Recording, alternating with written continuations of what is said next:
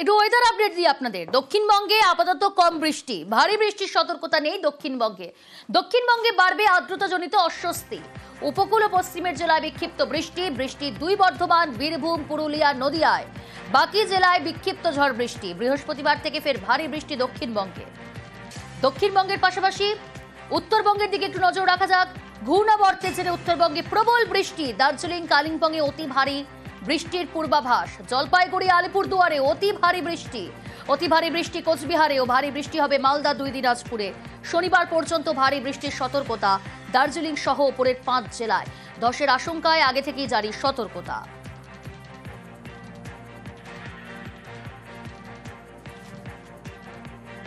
এদিকে ফের বন্ধ বাংলা সিকিম লাইফলাইন। টানা বৃষ্টিতে ধসে বিপর্যয়।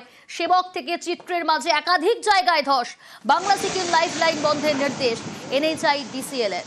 গতকাল রাত 8টা থেকে বুধবার সন্ধ্যে 6টা পর্যন্ত বন্ধ থাকবে 10 নম্বর জাতীয় সড়ক। সংস্কারের জন্য 3 দিন বন্ধ বাংলা সিকিম লাইফলাইন। বিকল্প পথে শিলিগুড়ি থেকে গ্যাংটক বিকল্প রুটে শুধুমাত্র ছোট গাড়ি চলবে। ভারী যানবাহন চলাচলে নিষেধাজ্ঞা জারি করা হয়েছে।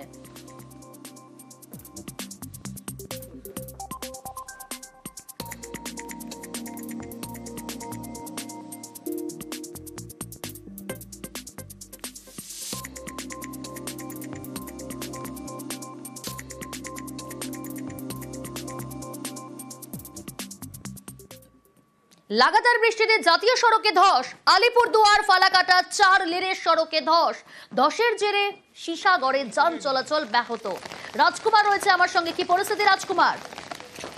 দেখো, লাগাতার বর্ষণের জেরে আলিপুরদুয়ার যে ফালাকাটা সড়ক, এই ফালাকাটা সড়কে কিন্তু নির্মীয়মান মহাসড়ক নির্মাণ হচ্ছে। এই সড়কের কিন্তু বিভিন্ন জায়গায় কোথাও ধসে গেছে, কোথাও ভেঙে গেছে, আবার কোথাও এই নির্মীয়মান যে উঁচু সড়ক থেকে গ্রামে ঢোকার নিচু রাস্তাগুলো, সেগুলো একাধিক জায়গায় ভেঙে গেছে। ফলে একেবারে আলিপুরদুয়ার ফালাকাটা সড়কে যান চলাচল ব্যাপকভাবে ব্যাহত হচ্ছে। শুধু তাই নয়, আলিপুরদুয়ার 1 নম্বর ব্লকের বিভিন্ন গ্রামে যাতায়াতের সড়কও কিন্তু ক্ষতিগ্রস্ত হয়েছে, যার কারণে রাস্তা থেকে মানুষদের যাতায়াত করতে অসুবিধা হচ্ছে।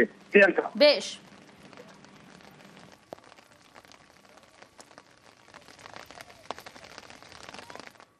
ফের জল ছাড়লো ডিভিসি। ফের 56,000 কিউসেক জল ছাড়লো ডিভিসি।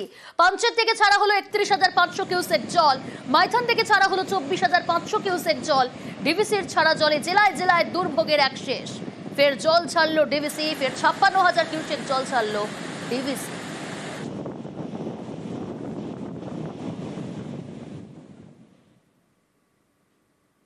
এদিকে ডিভিসির ছাড়া জলে দুর্ভোগ খানাকুলে। 1 মাস ধরে জলমগ্ন বিস্তীর্ণ এলাকা। জলমগ্ন স্কুলে শিখেই পড়াশোনা। খানাকুলের মারোখানায় 1 মাসে 3 বার বন্ধ স্কুল। জলমগ্ন স্কুলে স্থগিত পরীক্ষাও। মাধ্যমিক উচ্চ মাধ্যমিকের আগে বিপাকে পড়েছে পড়ুয়ারা। ডিভিসির জলে দুর্ভোগ খানাকুলে। 1 মাস ধরে জলমগ্ন বিস্তীর্ণ এলাকা। জলমগ্ন স্কুলে শিখেই পড়াশোনা। খানাকুলের মারোখানায় 1 মাসে 3 বার বন্ধ স্কুল। জলমগ্ন স্কুলে স্থগিত পরীক্ষাও।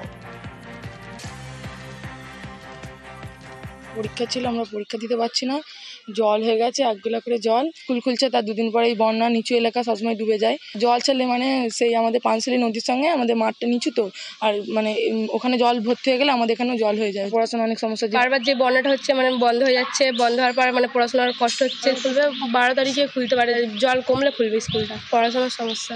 আমাদের তো একটু নিচু এলাকা, সমস্ত জলটা ওই দিক দিয়ে পাস হয়।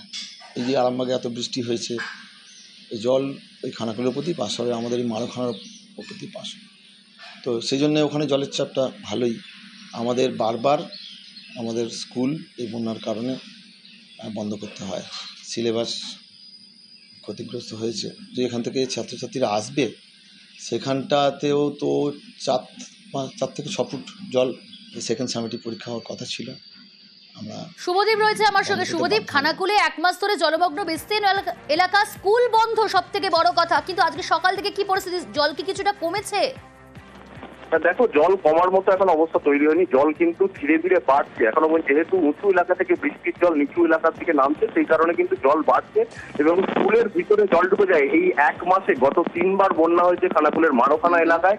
এর ফলে 3 বার বিক্ষিপ্তভাবে স্কুল বন্ধ হলো এবং পরীক্ষাও বন্ধ হয়ে, আজ থেকে পরীক্ষা শুরু হওয়ার কথা ছিল, সেই পরীক্ষা বন্ধ রাখতে বাধ্য হয়েছে স্কুল কর্তৃপক্ষ। কবে এই জল নামবে সেই দিকে কিন্তু খানাকুলের বহু পড়ুয়া তাকিয়ে আছে।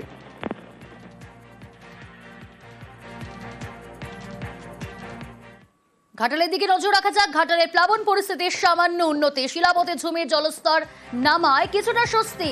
ঘাটালের 17টি ওয়ার্ডের মধ্যে এখনো জলমগ্ন 13টি ওয়ার্ড। ঘাটালে 10টি গ্রাম পঞ্চায়েতের চরমে ভোগান্তি। দাসপুর খরারেও জমা জলের দুর্ভোগ। জলমগ্ন রাজ্য সড়কে যাতায়াতে ভরসা নৌকা ডিঙি। আগামীকালই ঘাটালে যেতে পারেন মুখ্যমন্ত্রী।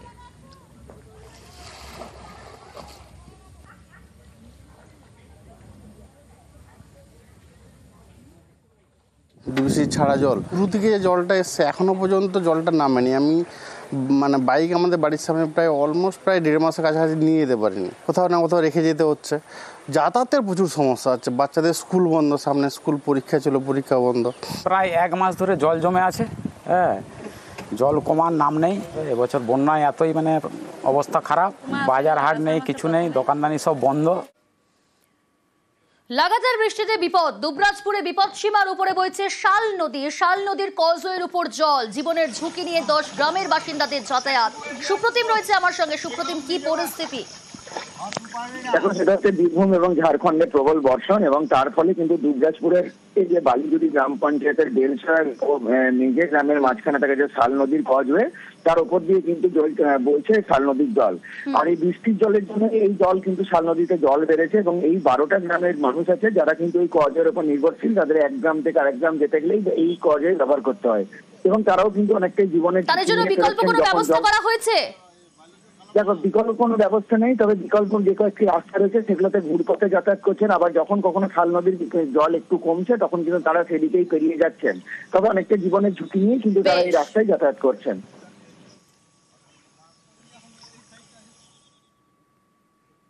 হিংলো নদীর জলে দুর্ভোগ খয়রাশোলে। খয়রাশোলের পাঁচড়ায় চরম দুর্ভোগ। বাঁধের একাংশ ধসে পড়ায় গ্রামের জল আর ডুবেছে বিঘার পর বিঘা চাষের জমি। ধান চাষে ক্ষতির আশঙ্কা কৃষকদের। বাঁধ সারাইয়ের দাবি স্থানীয় বাসিন্দাদের।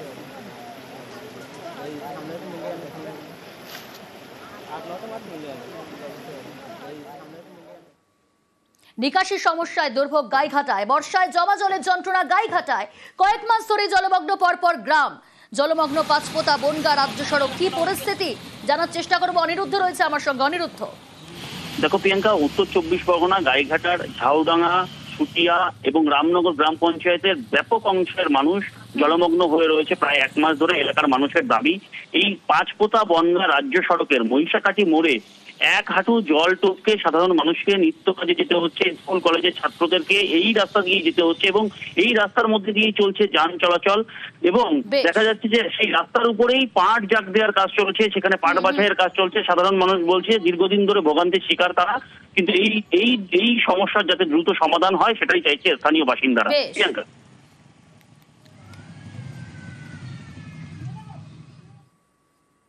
এদিকে কচুরিপানায় থমকে বিদ্যাধরী খালের গতি। খালের জল উপচে প্লাবিত একাধিক এলাকা। হাবড়া 1 নম্বর ব্লকে ভোগান্তি। খালে নিকাশি না হওয়ায় ভাসছে এলাকা।